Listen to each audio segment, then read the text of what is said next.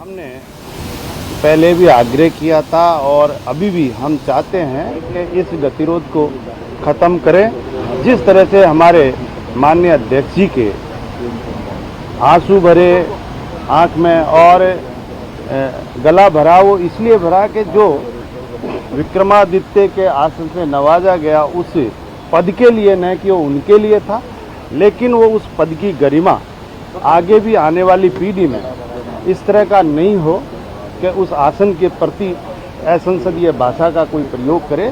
इसलिए हम चाहते हैं कि जो भी गतिरोध बना है वो जल्दी से जल्दी ख़त्म हो। हमारे प्रदेश अध्यक्ष जी ने भी कल आग्रह किया था, हमारे यशस्वी मुख्यमंत्री जी ने भी आग्रह किया है कि जो भी आपका वादा था, जो भी आपने कहा है, उसके लिए आपको दुख प्रकट करना है और कोई इतनी बात नहीं थी। पहले भी ऐसा होता है, निश्चित रूप से अगर वो करते हैं तो ये सदन सुचारू रूप से चले। इस राजस्थान के उत्थान के लिए प्रतिपक्ष भी अपना रवैया बनाए है कि हम इस राजस्थान के विकास के लिए कोई काम करें, कोई सुझाव दें।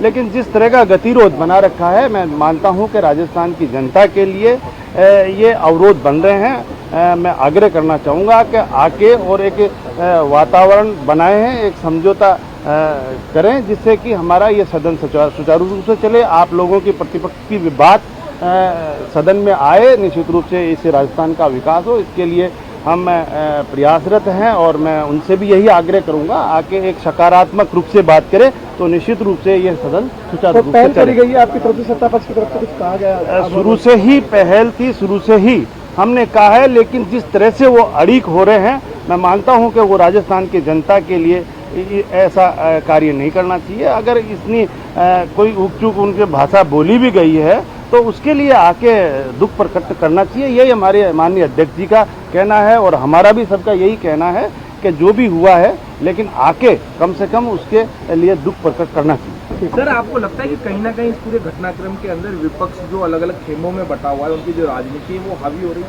देखिए, मैं उस तरफ नहीं जाना चाहता हूँ। मैं तो यही चाहता हूँ कि सकारात्मक रूप से आप लोग आए और आपका प्रदेश अध्यक्ष है या आपका प्रतिपक्ष का नेता है, आके उसके लिए आप खेद प्रकट करें। जिस हमारे जो अध्यक्ष जी है उनके लिए जिस तरह की भाषा का प्रयोग किया गया है वो इतने असंसदीय भाषा का प्रयोग नहीं किया होगा और जो भी बात निकली है उसके लिए आके खेद प्रकट करना चाहिए। सत्ता पक्ष इस बात के लिए तैयार है कि अगर वो माफी मांग लेते हैं तो आप वो सब विलोपित कर देंगे जो दादी बोला है? निश्चित रूप से। ये तो हम उसी समय कह रहे थे, हमारे अध्यक्ष जी भी कह रहे थे, हमारे जो मंत्री जी ने भी ये शब्द कहा है कि उसको विलोप, अगर आपको ये भाषा गलत लग रही है, ये शब्द गलत लग रहा है तो आप इसको विलोपित कर दीजिए। ये पहले भी कह रहे थे, लेकिन जिस तरह से वो बात सुनना ही नहीं चाह रहे और जिस तरह की भाषा का प्रयोग किया है तो उस भाषा के लिए तो दुख प्रकट करना चाहिए।